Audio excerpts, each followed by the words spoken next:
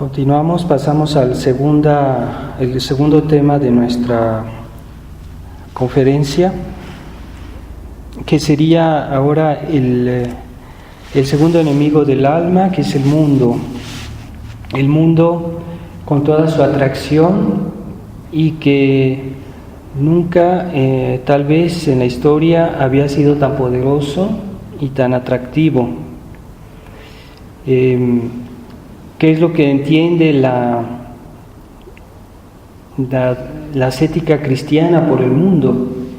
No se trata del mundo que Dios creó, del mundo hecho por Dios, que es algo bueno, sino en el mundo que está bajo la influencia diabólica o que está sometido al mal de alguna manera. Y esto, pues, hoy es omnipresente, se puede decir, esta influencia del demonio sobre el mundo, del pecado, del error. Hay mucho que decir en este sentido. Entonces, nosotros, a pesar de tener nuestra fe, pensamos que somos fuertes, pensamos que somos tradicionalistas, pero no quiere decir que no tengamos algo que reprocharnos en nuestra actitud respecto al mundo. Este enemigo del alma si no nos lleva al pecado, nos inspira a un estado de alma, un estado de ánimo, un estado de incluso a veces deseos, aunque no se haga, pero tenemos algo que es que nos lleva al pecado, que nos podría llevar al pecado, y si no nos lleva al pecado, pues nos puede por lo menos enfriar en el amor de Dios o detenernos. Y es muy común que nos dejemos enfriar por esa actitud o por ese espíritu que hay en el mundo. Se cae a menudo en ese error de decir: yo no hago mal a nadie, yo no hago el pecado, no hago pecados deliberados, pero tal vez no hacemos suficientemente en nuestra vida cristiana como debe ser, por ese mismo espíritu, por ese peso que nos crea el mundo en el alma. Y podemos encontrar una cierta, un cierto disgusto sobre los actos típicamente cristianos, como son la oración. A veces no tenemos ganas de rezar. ¿Por qué? ¿Por qué no tenemos ganas? Es porque tomamos gusto al mundo, o que tomamos gusto a tal vez vemos algo que nos ha quitado el gusto. Puede ser una revista, puede ser una conversación, puede ser algo que vimos en la pantalla, en el internet o en la televisión. Entonces, se trata de no solo evitar el espíritu del mundo de una manera grave, sino ese estado de ánimo que crea en nuestro corazón. Y aunque tengamos la fe, aunque amemos a Dios, a veces actuamos como el mundo. Ahí está el problema, que hay una purificación, que hay que hacer más en el fondo de nuestra vida, de nuestra alma. Y sí, decimos que creemos en Dios, pero a veces actuamos como materialistas, es decir, que la materia nos preocupa más, o que de alguna manera la tomamos más en cuenta que lo que es sobrenatural o los valores del alma. O bien el hedonismo que ambiente, ¿verdad? Hoy se busca el placer. Dios no no nos prohíbe a veces tener alguna distracción sana, y la distracción como antes, como la espiritualidad cristiana la concibe, es algo que nos permite de retomar fuerzas para hacer mejor nuestro deber, pero no es un objetivo absolutamente en sí mismo, y hoy se lo ve así. Entonces está bien que a veces tomemos alguna distracción a condición que sea sana, pero no lo hagamos de eso un objetivo en sí mismo. Es una manera de volver digamos un descanso, una forma de descanso, una manera de retomar energía para hacer mejor nuestro deber. Esa es la concepción cristiana de la distracción. Pero no, hoy el hedonismo ambiente nos dice que hay que divertirse como un objeto en sí mismo, o otros placeres ilícitos. Cuando eso entra en nuestra mentalidad es malo. Por eso es bueno a veces preguntarse por qué hacemos algo, por qué razón, con qué objetivo, cuáles son nuestros verdaderos deseos, para que no nos dejemos influenciar por esas actitudes que hay en el mundo.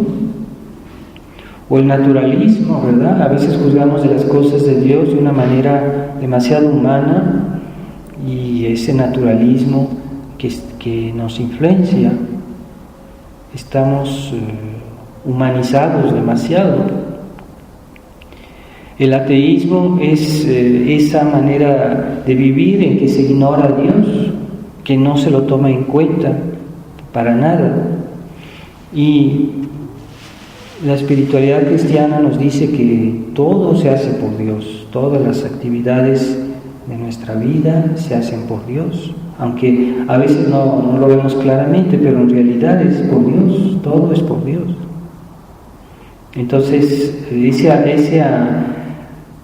esa ausencia de Dios también a veces nos puede tocar un poco en nuestra vida, en nuestra actitud, en nuestras decisiones, o simplemente el olvido, ¿verdad? El olvido de Dios. No quiere decir que seamos ateos, pero estamos un poquito influenciados por esa actitud de olvido de Dios en el mundo. Y esos errores que se difunden hoy, como por ejemplo el subjetivismo, que todo lo basa en la persona misma, o sea, queremos juzgar todo con relación a nosotros, con respecto a nuestros gustos, a nuestras opiniones, a nuestros deseos, y que nuestra actitud interior no puede cambiar la realidad, tenemos que aceptar la realidad como es. Es diferente que a veces tengamos algún deseo de hacer algo, pero eso no suprime la realidad. Podemos tener aspiraciones a hacer algún bien o hacer algo, pero no solo basados en nosotros mismos, y que nuestra opinión no cambia la realidad. Hay que ver la realidad como es. Entonces esa influencia a veces es muy sutil en nuestra vida, en nuestro corazón, no nos damos cuenta, pero cuando uno reflexiona, cuando uno reza o cuando uno lee buenos libros, a veces uno dice, sí, en realidad esto no está bien en mi vida, o esto debería corregirlo.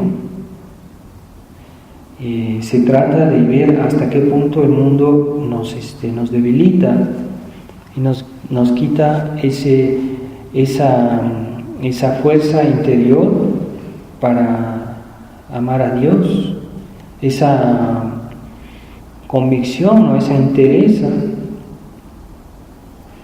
que ha pasado hoy en la iglesia conciliar. Pues justamente ese complejo respecto al mundo, sí, se ha puesto al mundo en un pedestal, se ha puesto al hombre en un pedestal, y no se trata de negar las cosas que Dios creó, que hay en el mundo, pero hay que darse cuenta que el mundo está afectado por el desorden y que no puede solo salir de donde está, no puede solo, necesita la ayuda de Dios. Entonces, como les decía, se quiso dar, por ejemplo, la libertad religiosa para que cada quien buscara por sí mismo la verdad, pero eso es un error. Tal vez algunos podían encontrar algo de verdad, pero no encuentran toda la verdad por sí mismos. Necesitan la ayuda de la Iglesia, la ayuda de los sacerdotes, de los hombres de Iglesia que representan a nuestro Señor, que debieran representarlo, que tienen los medios a condición que los quieran usar, pero esa es la realidad. Y entonces la libertad religiosa o también la separación de la Iglesia y del Estado. ¿Por qué? Porque el Estado ya no debe influenciar a la gente para que acepte la verdadera religión, pero tampoco los papás entonces pueden imponer a sus hijos de ser católicos, como hoy se dice, ¿no? Se va, cada quien, cuando el niño crezca, va a decidir qué religión. Todo eso es un error, que los niños no son capaces por sí mismos de encontrar tampoco la verdad. Necesitan ayuda, necesitamos nosotros, todos necesitamos ayuda, la ayuda de la Iglesia. Estamos obligados a referirnos siempre a la enseñanza de la Iglesia. Hasta nosotros los sacerdotes debemos estudiar la teología de la Iglesia, debemos estudiar la enseñanza de los papas, lo que siempre se creyó, lo que es la tradición de la Iglesia, la enseñanza tradicional. Entonces no podemos por nuestras propias fuerzas lograr todo bien, conocer la verdad, toda la verdad. Y pues esa actitud también se podía resumir en a veces simplemente un espíritu de disipación, es decir, esa disipación que nos hace estar ausentes de Dios, estar ausentes de las verdades de la fe, estar ausentes de la intensidad de esa caridad, de ese amor a Dios. Nos enfriamos cuando estamos, por ejemplo, hemos comulgado, hemos asistido a misa, estamos tal vez más fervorosos, más atentos, pero después estamos en el mundo y ya como que nos enfriamos, ese fervor ya no es el mismo. Entonces esa influencia debemos considerarla y para saber también reaccionar en el momento dado. Y cuando nos sentimos un poco disipados, pues decir, bueno, pues necesito rezar, necesito aproximarme un poquito más a Dios, necesito tal vez leer algún buen libro o de estar en un momento de soledad para poder rezar o pensar en Dios. Y hoy hay gente que tiene horror del silencio, de momentos de meditación.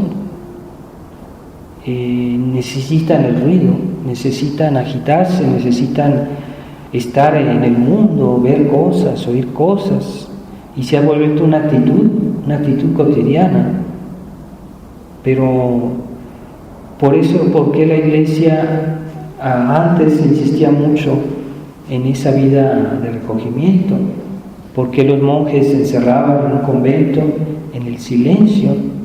Porque el silencio nos permite reflexionar, pensar en Dios, de interiorizarnos, tomar más conciencia de la presencia de Dios y de su presencia en nuestras almas. Nuestro Señor decía, el reino de los cielos en vosotros está, es decir, que andáis buscándolo afuera, en otro lugar, buscarlo en vuestras almas, ahí está, es decir, la presencia de Dios por la gracia en nuestras almas es una realidad. Entonces vamos a meditar sobre en qué manera el mundo nos influencia y en qué manera tal vez hemos adoptado sus máximas, su manera de juzgar, su manera de concebir las cosas.